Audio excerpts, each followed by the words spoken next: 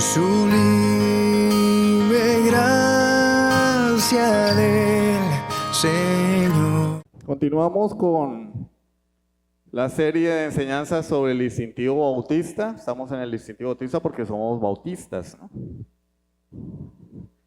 Y en la última ocasión examinábamos el texto de 1 Timoteo 3, del 1 al 13, donde se nos habla sobre los requisitos o las calificaciones para ser un pastor, anciano, obispo o presbítero, que en la aplicación es exactamente lo mismo. Vamos a continuar hoy con esta misma temática.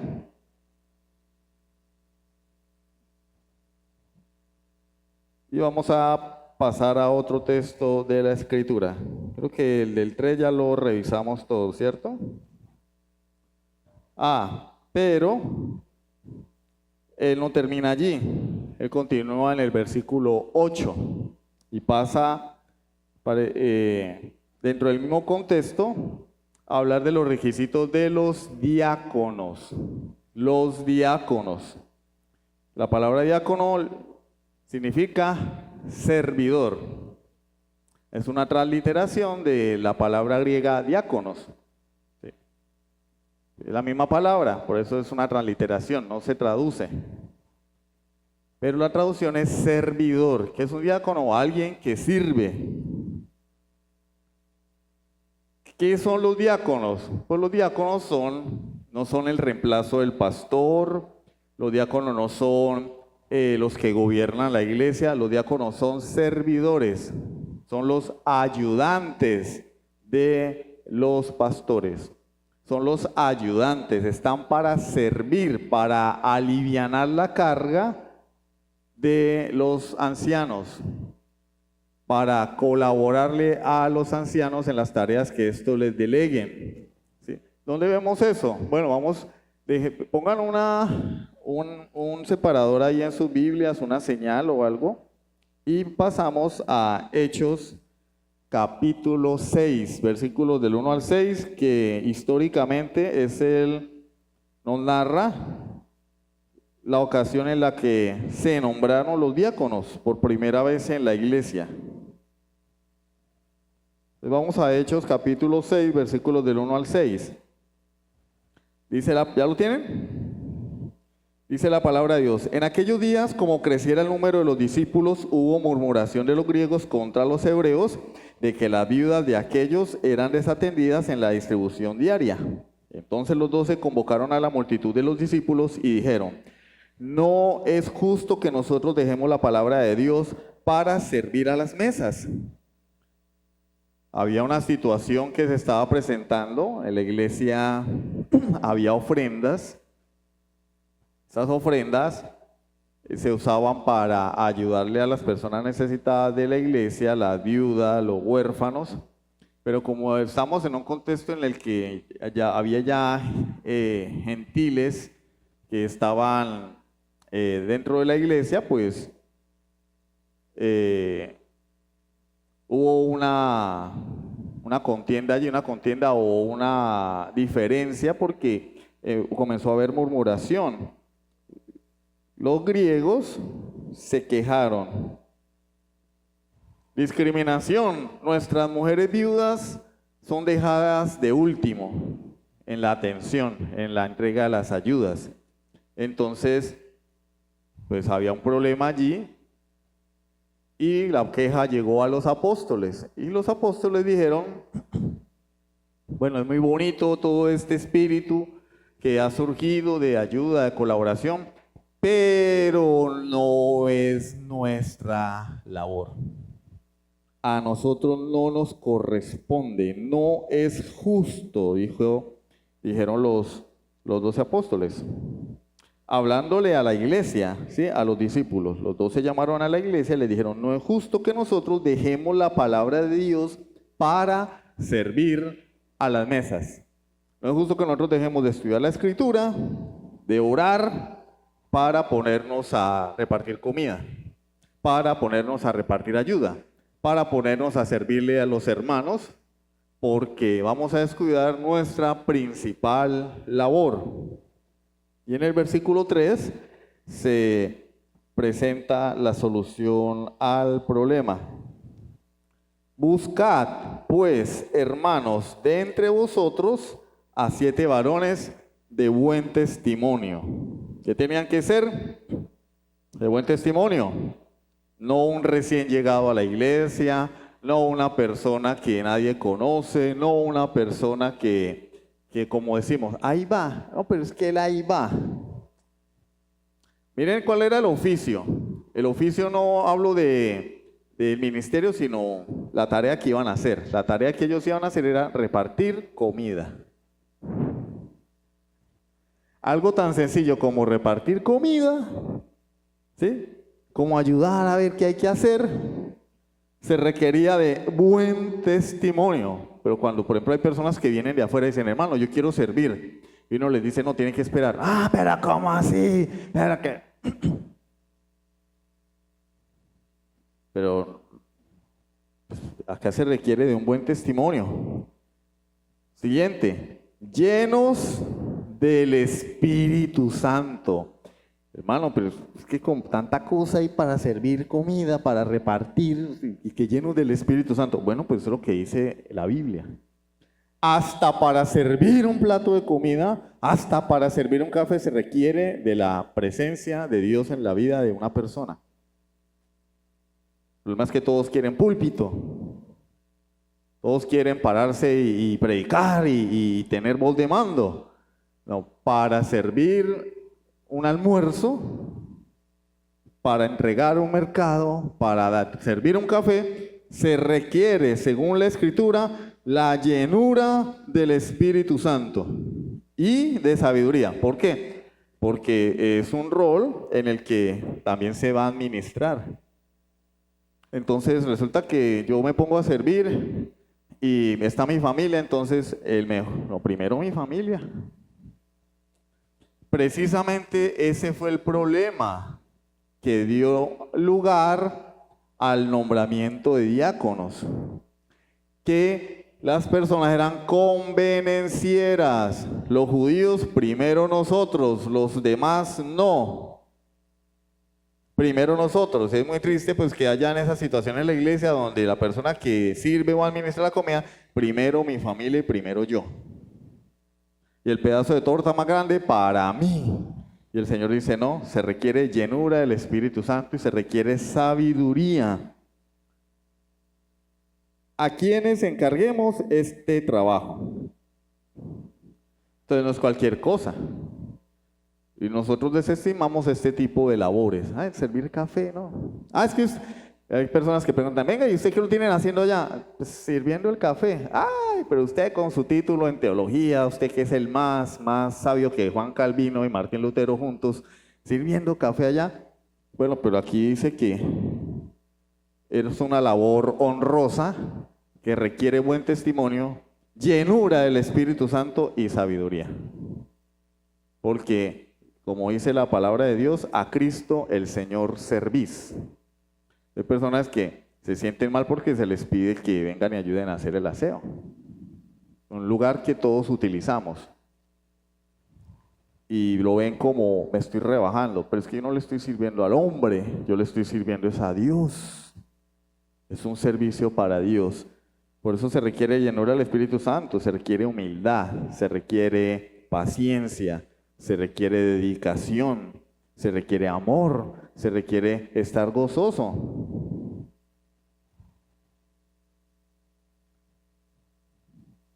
Yo sé que yo no soy Sujel Michelén, pero este baño lo voy a lavar porque le estoy sirviendo al Señor.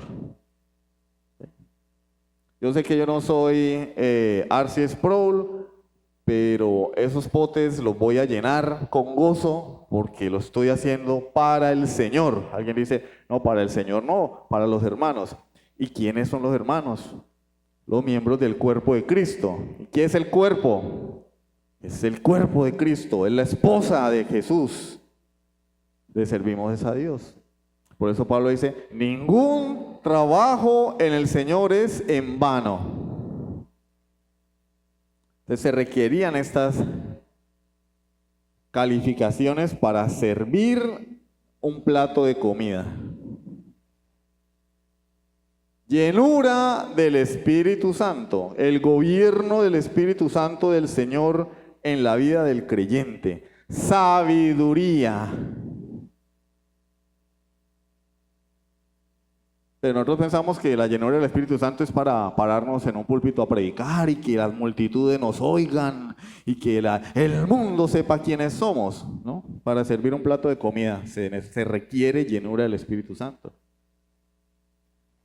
Entonces no tenemos que subestimar la labor. Al contrario, Señor, yo estoy encargado de tal tarea en la iglesia. Dame sabiduría, Dios, para llevarla a cabo. Lléname de tu Espíritu Santo para hacerlo como corresponde. ¿Cuántos de nosotros oramos por la tarea que hacemos en la iglesia? Por pequeña que sea. La actividad que desarrollamos en la iglesia, desempeñamos en la iglesia, ¿cuántos de nosotros la encomendamos a Dios? Pero ¿qué tanto es servir un café? ¿Qué tanto es servir un almuerzo? ¿Qué tanto? Pero la Biblia dice, llenura del Espíritu Santo. Entonces no cualquiera puede servir en la iglesia.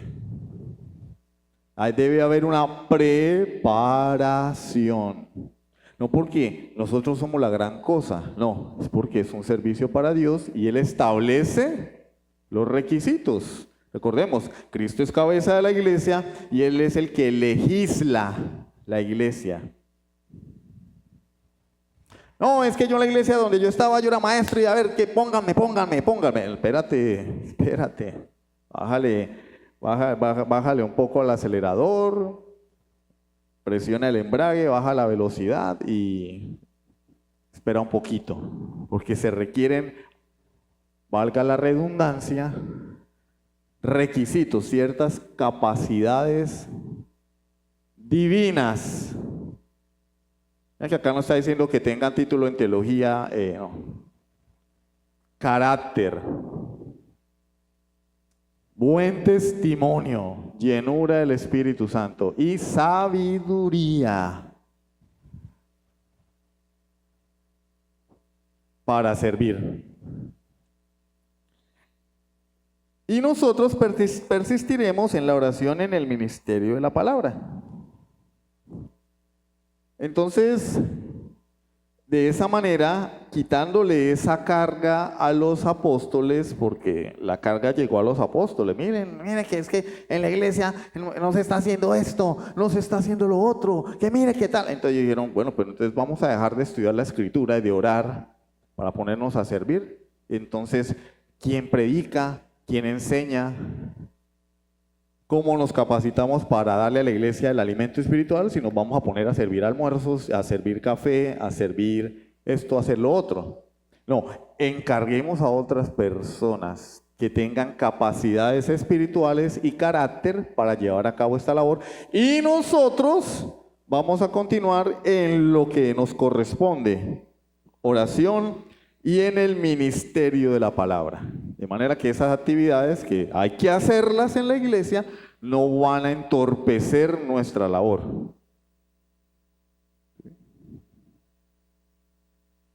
Es decir, estos hombres se convirtieron en los ayudantes o asistentes de los apóstoles, de los ancianos de la iglesia de Jerusalén. No es el reemplazo, ahí no dicen, no, pues que tienen que tener un título de teología porque cuando los apóstoles no estén, ellos son los que van a predicar, ellos son los que van a dar órdenes, ellos son los que van a... No, la labor es servir, por eso se requiere llenura del Espíritu Santo, humildad. Por lo general las personas desprecian a aquellos que sirven, hay como un desprecio al que sirve. No, pero es que ahí se lo da... El café, uy, pero ese café, uy, pero mire, ese café tan feo. Cuando en un restaurante la comida está buena, no mandan a llamar al mesero, mandan a llamar al chef para felicitarlo. Mesero, mire, esa sopa está fría. Lamentablemente eso es un problema del pecado y del ADN del ser humano. Se requiere llenar el Espíritu Santo para lidiar con eso, para tratar con las personas, porque somos pecadores arrepentidos y estamos en un hospital donde el propósito es que el médico de médicos nos perfeccione hasta su segunda venida. Mientras tanto, mientras estemos aquí, vamos a tener defectos, problemas, y el diácono tiene que lidiar con eso. Tiene que poder tratar con las personas, tener paciencia, dominio propio, autocontrol, sabiduría. Y ahí pues me nombraron a los candidatos, agradó la propuesta a toda la multitud y eligieron a Esteban, varón lleno de fe y del Espíritu Santo, para servir un almuerzo. Lleno de fe. No, es que eso lo hace cualquiera. Claro, es que cualquiera hace eso. Cualquiera hace eso. Barrer, cualquiera lo hace. Hasta un niño. Predicar, cualquiera lo hace. Hay predicadores que ni nacidos de nuevo son. Los sacerdotes católicos romanos no son nacidos de nuevo y ellos predican. Incluso pueden predicar mejor que un creyente. Pero es que el punto no es ese, el punto del Señor no, el punto del Señor es carácter cristiano.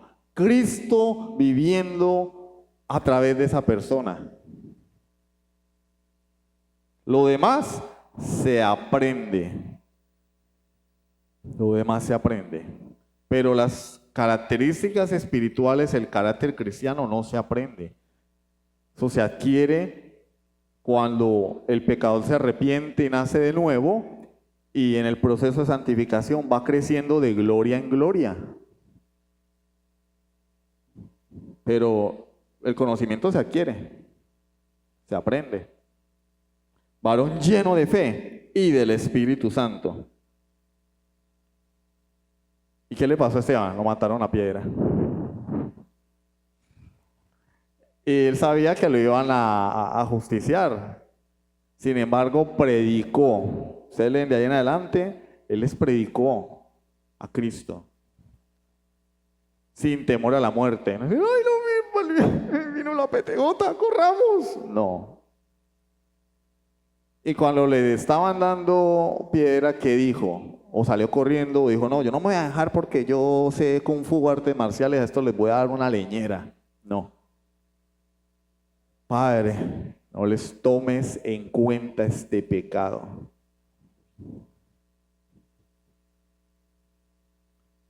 Como Jesús en la cruz, en el Calvario. Dios mío, perdónalos porque no saben lo que hacen. Carácter de Cristo. No predicó en un auditorio lleno de miles de personas. Le predicó a sus enemigos. Debut y despedida. Primera y última predicación. Ahí murió el hombre, asesinado injustamente. Pero su predicación fue usada providencialmente por Dios para que un hombre llamado Saulo posteriormente viniera a los pies de Jesucristo. Hermano, pero ahí no dice eso, ¿no? ¿Y acaso el escritor Lucas dice al finalizar el capítulo 7 que la ropa de aquellos que apedrearon a Esteban la pusieron a los pies de un joven llamado Saulo? Él estuvo allí presente cuando Esteban predicó el evangelio. Posteriormente, capítulo 9, Dios lo llama, se le aparece personalmente y lo llama. Y este hombre cae rendido a los pies de Jesús.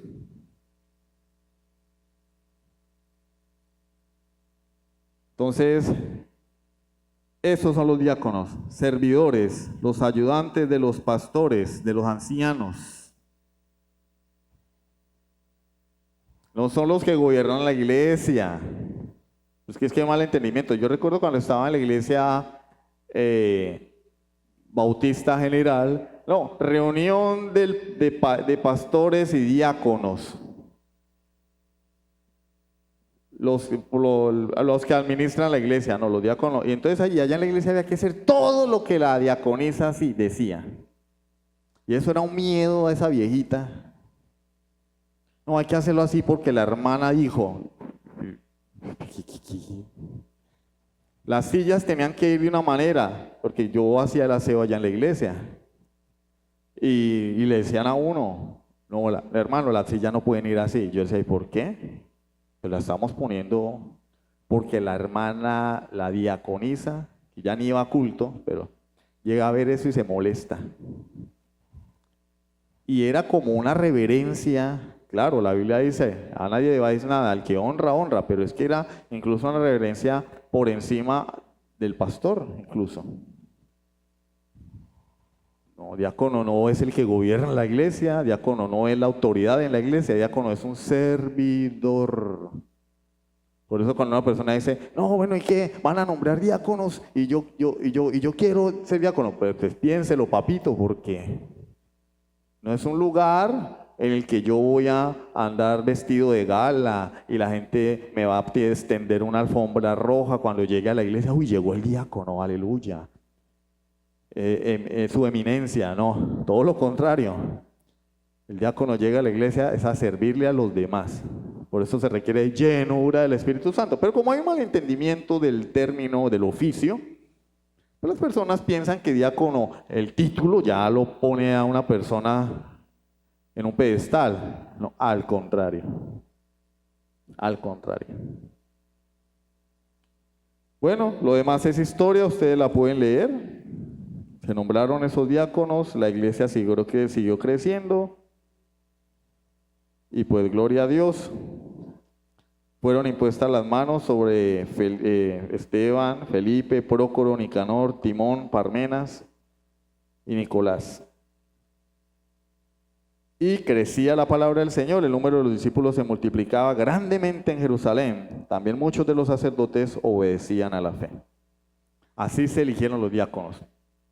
El Espíritu Santo, ¿sí?, eligió los diáconos a través de la iglesia, estableciendo requisitos. No es que yo quiero, es que a mí me gusta, no, requisitos que la iglesia vio y reconoció. Mire, esta persona debería. Entonces no, vuelvo y lo repito, no cualquier persona puede ser diácono, pero él dice, debe haber un carácter en la persona, carácter de Cristo. Ahora vamos a dar, ya vimos el texto narrativo, ahora vamos a el texto didáctico, 1 Timoteo 3 del 1 al 13, más específicamente del 8 al 13, y allí se nos habla, el Pablo nos enseña cuáles son los requisitos de esos diáconos. Versículo 8, 1 Timoteo 3 del 8 al 13. Honestos, que no les guste lo ajeno, que sean transparentes. No, bueno, pues hermano, se repartió el pan y quedó un pan. Bueno, eso es para mí porque yo soy el que serví y pues nadie se va a dar cuenta. Yo me lo llevo para la casa.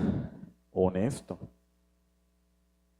Que la caja del mercado está llena y hay que repartirla, pero echaron una chicha de esa que viene en el CLAD y a mí me gusta. Entonces, pues, ¿qué voy a hacer? Pues venga para acá la chicha y entrego lo otro, pues porque pues yo soy el que reparto, ¿sí o no? Honestidad. Honestos, sin doblez, no un doble cara, ¿no? En la iglesia es uno, aleluya, aleluya, en la casa es el Satanás. En casa no hay quien ni la mujer ni se lo aguanta, la mujer, vaya para la iglesia porque es que yo usted no,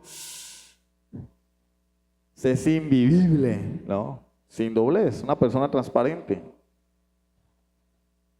Una persona que la gente sepa, no, mire, él es así. con sus defectos y virtudes, pero Él es así. Pero es así también en casa, en la calle, sin doblez, no dados a mucho vino. ¿Sí? Aquellos que condenan el consumo de vino, es antibíblico. Pues les cuento la historia de una hermana en cierta congregación que no tomaba la cena del Señor porque era con vino. Entonces, porque el vino es del diablo. Entonces, ¿quién les dijo que el vino es del diablo? Entonces, Jesús, que tomó el día que instituyó la cena del Señor en la Pascua, el vino. Ahora, que haya gente que le guste emborracharse, que no tengan dominio propio, pues ya es problema de ellos, pero la Biblia no censura el consumo de vino, censura el abuso del vino o de las bebidas alcohólicas o de todo aquello que pueda trastornar nuestros sentidos. Porque hay personas que no toman vinos, pero toman pastillas. Y son adictos a las pastillas. Y todo el tiempo tienen que estar tomando acetaminofén porque todo el tiempo les duele algo. Son adictos. Y si no toman acetaminofén, les da la tembladera. Pero si usted toma una copa de vino, es el hijo del diablo. Ahora, no vamos a extendernos en ese debate, ¿cierto? Pero lo que la Biblia enseña es que una persona puede tomar vino, pero pues depende mucho de la cultura y de las características de la persona. ¿Sí? Hay culturas donde toman vino todo el tiempo, no se emborrachan, pues acá pues lamentablemente en Latinoamérica las personas se emborrachan con el olor, ¿no? Ya están enfiestados. Entonces depende de eso también, y también depende de la persona, porque si es una persona que tuvo una lucha con eso, con una concupiscencia, no debería tomar vino. Pero eso no quiere decir que no vaya a tomar la cena del Señor, porque la cena del Señor es una ordenanza.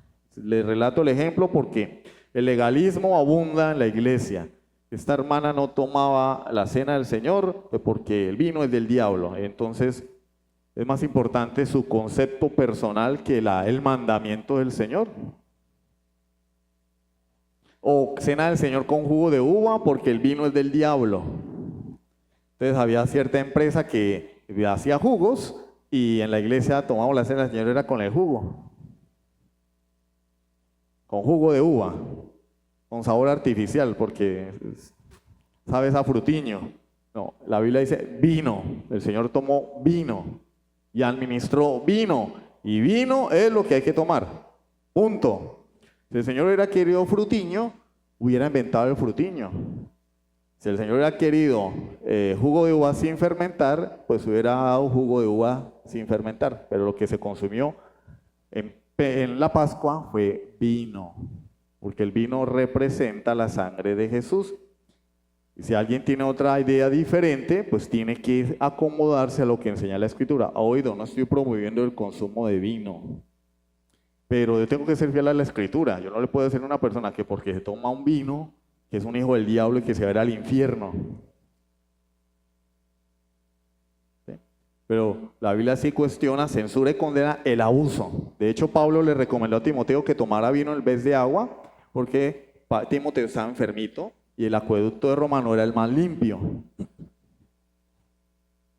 ¿Sí? Entonces, tenemos que ser equilibrados y fieles a la Escritura y dejar a un lado los prejuicios. El hermano es un borrachín. No, yo no soy borrachín, yo no tomo alcohol. Pero si yo llego a la casa de un hermano y me ofrece un vinito, no una sangría, sino un vino. Esa sangría casi me mata esa vez. Le agarré un miedo. Pues una copita de vino. Hermano, una copita de vino, claro, para la digestión, eso es lo mejor que hay. Lo mejor que hay. 0 trimebutina, 0 loperán para los problemas. No, una copa de vino, eso es lo mejor para la digestión. Pero una copa, así. Media copita aguardientera, así, antes del almuerzo. Fenomenal. Excelente. Pero, oído, no la embriaguez. La embriaguez es pecado, el abuso es pecado. Y la Biblia dice, no os embriaguéis con vino.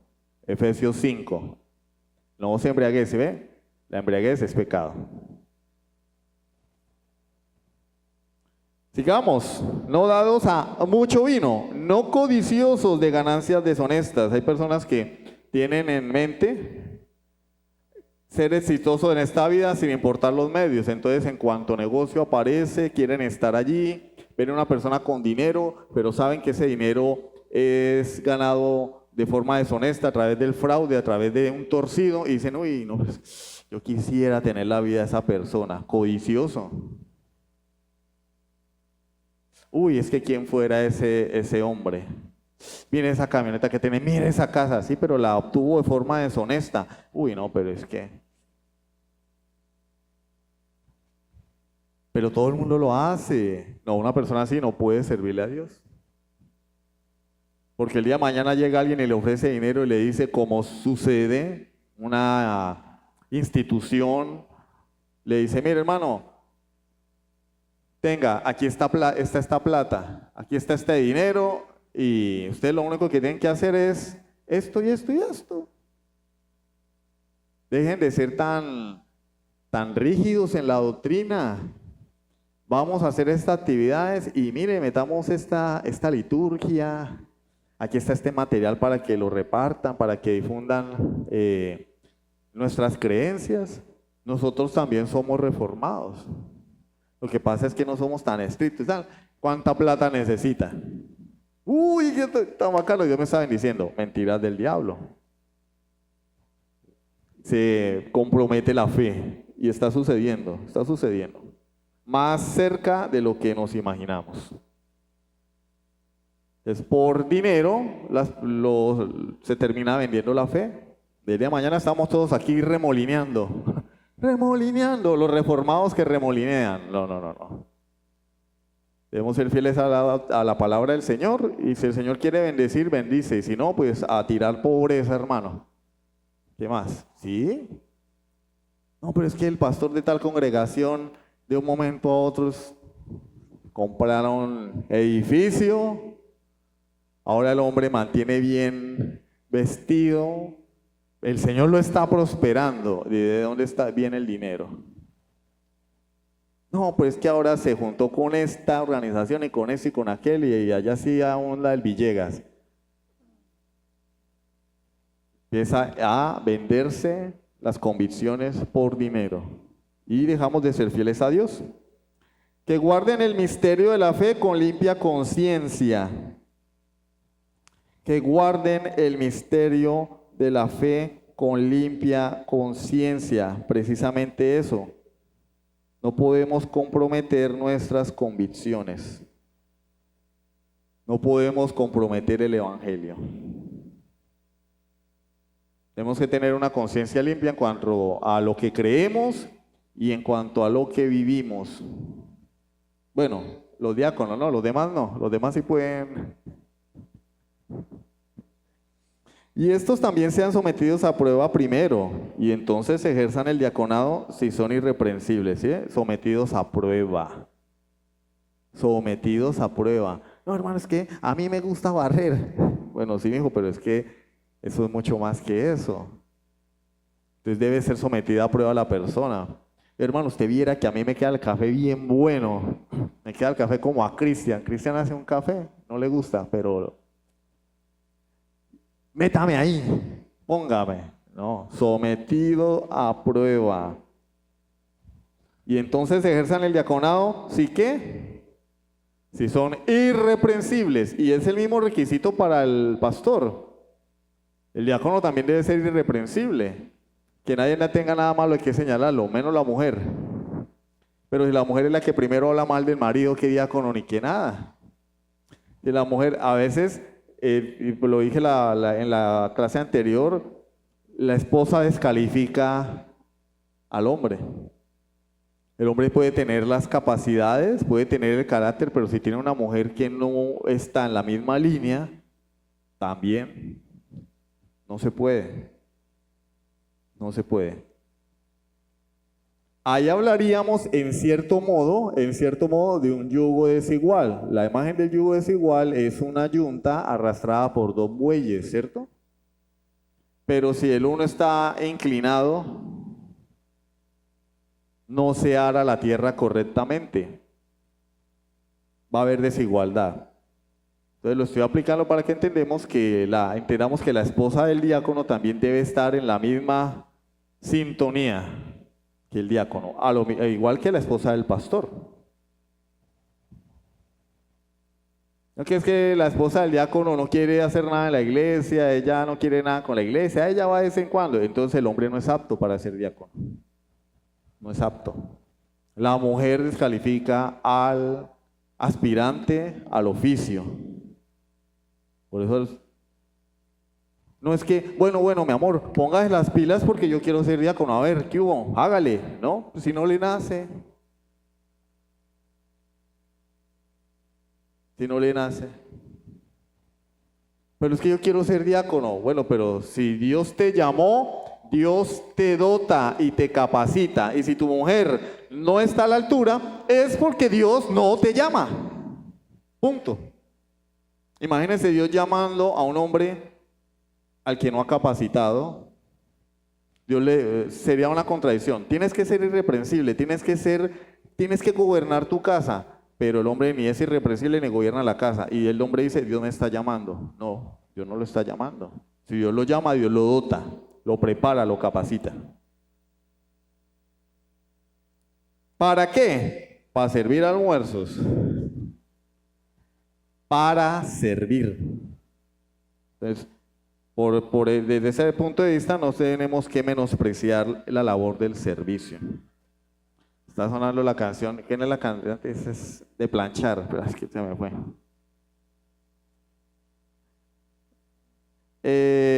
Las mujeres, asimismo, sean honestas, no calumniadoras, sino sobrias, fieles en todo. Los diáconos sean maridos de una sola mujer. Bueno, ahí está hablando del carácter de la mujer, en el versículo 11. Porque ese es el carácter de la mujer ¿de quién? Del diácono. ¿Cuál es el contexto? El diácono. Y la mujer del diácono debe ser honesta, no calumniadora, sobria. Es una persona sobria, ya lo dijimos en la clase anterior, dueña de sí misma, lo contrario a ebrio. Ebrio es alguien que está controlado por una sustancia alucinógena, por una sustancia que ha intoxicado su cuerpo y no está en control de sus facultades. Una mujer, y el hombre sobrio es el que está en control. Y una mujer sobria es una mujer que está en control. No es esas mujeres que vemos en los videos de internet dándose machete, que les dicen una cosa, ya yo le canté sus verdades, yo no me dejo de nadie, yo sí. No. Querido amigo, no eres apto para servirle a Dios porque tu esposa te descalifica. No es sobria, es imprudente. Terrible, ¿cierto? Pero esa es la realidad de las cosas.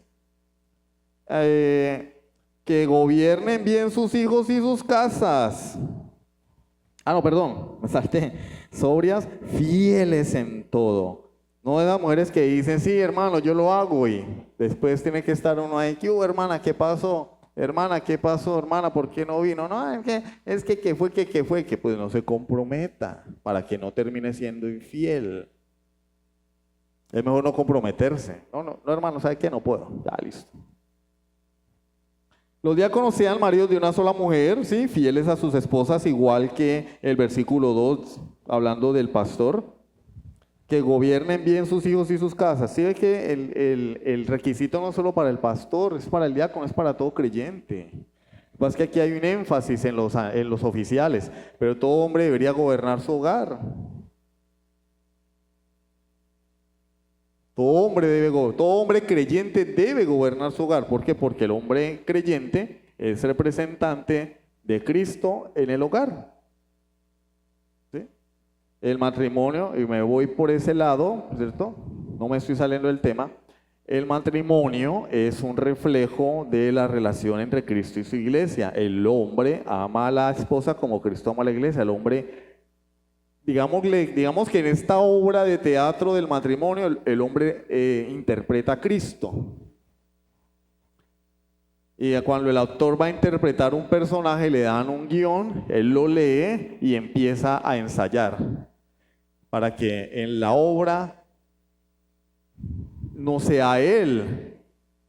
La gente no vea a Leonardo DiCaprio, sino que vean el personaje.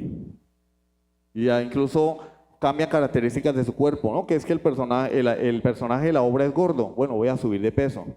El personaje es delgado, voy a bajar de peso. El personaje tiene pelo largo, me dejo crecer el pelo. Yo interpreto al personaje, me adapto al personaje. Cuando la gente me vea, no me van a ver a mí, el actor. Van a ver es al personaje que interpreto. Se maquillan, cambian su apariencia, su forma de hablar. Sublime gracia del Señor.